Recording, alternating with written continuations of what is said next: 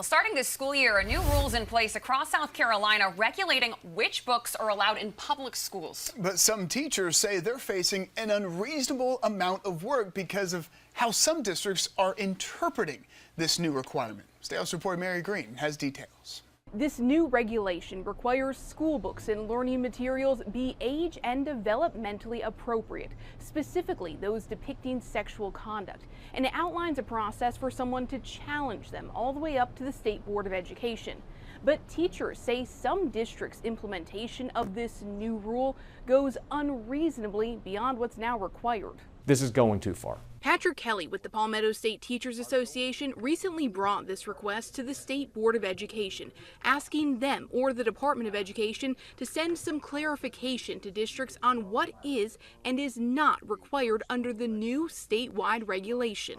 The rule mandates districts maintain a list of all books and materials in their libraries and media centers. Beyond that, it says districts need to provide a list of instructional materials in classes upon reasonable request from a parent. But some districts are now implementing policies past that scope. For example, requiring teachers post all instructional material they could use for the year, including PowerPoints and video clips within the first few weeks of classes, or mandating they get administrative approval before teaching any supplemental materials. As an APUS government teacher, under that reading of the regulation, I would need to get my principal's okay before I used an excerpt from the Federalist Papers or from a recently released opinion of the U.S. Supreme Court.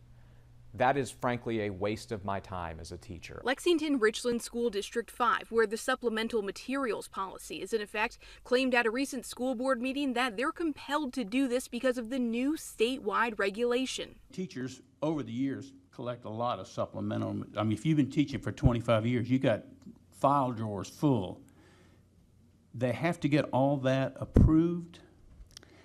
According to the law, Yeah. yes, they do. A memo the Department of Education sent to districts in late June says no district or school board is required to review existing instructional materials preemptively, though adding districts can do this if they choose. And it certainly doesn't say that you need to have an administrative pre-approval process.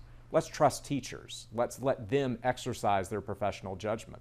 And a local school board can implement a local policy that goes beyond what this regulation requires.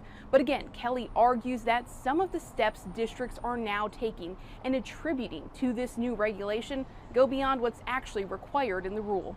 Reporting from the State House, I'm Mary Green.